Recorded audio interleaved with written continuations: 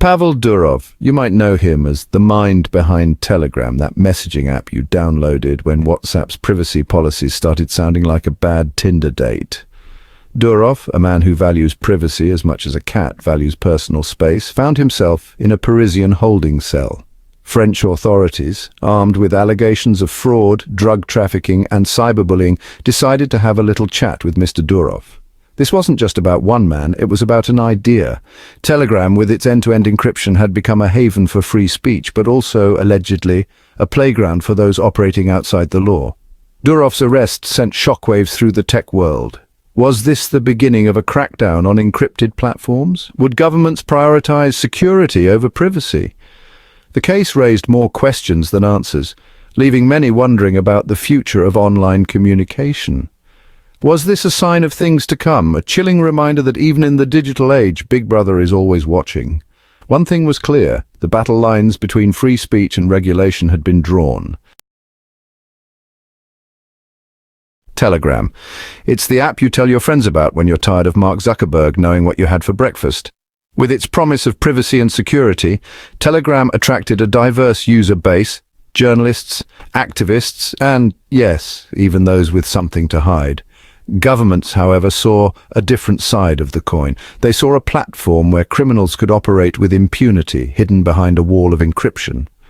Durov argued that Telegram was simply a tool, a neutral platform for communication.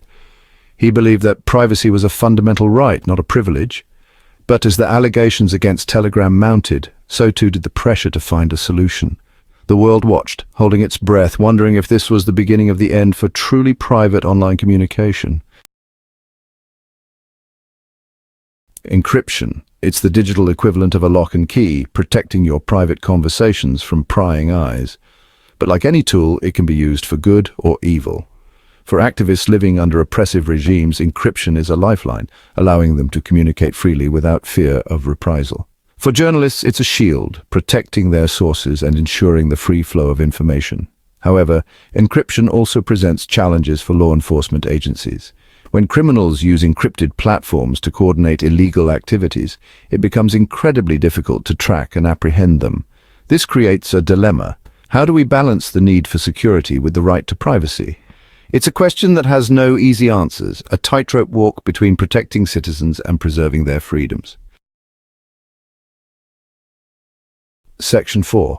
Global outcry and the fight for online freedom. Durov's arrest didn't happen in a vacuum. It ignited a firestorm of controversy, with people around the world taking sides. Tech giants, often at odds with each other, found common ground in their defense of Durov.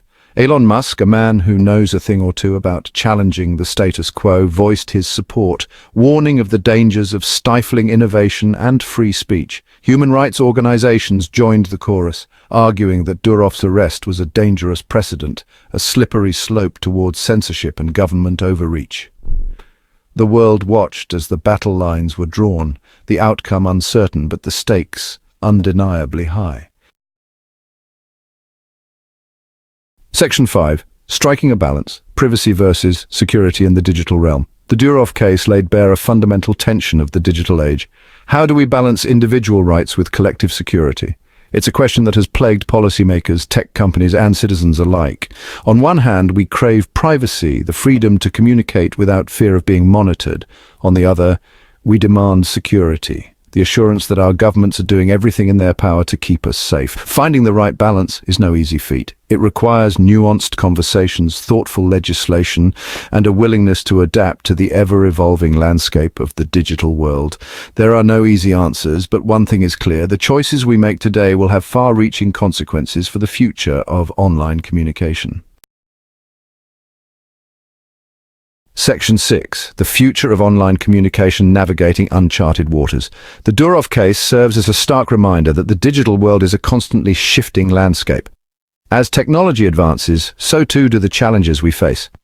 The fight for online freedom is far from over. It requires constant vigilance, a willingness to challenge the status quo, and a commitment to finding solutions that work for everyone. The future of online communication remains uncertain. But one thing is clear: we must proceed with caution, carefully considering the implications of our actions. The choices we make today will determine whether the internet remains a force for good, a place where freedom of expression thrives, or whether it becomes a tool for control and censorship. The stakes are high, but so too is the potential for a better, more connected future.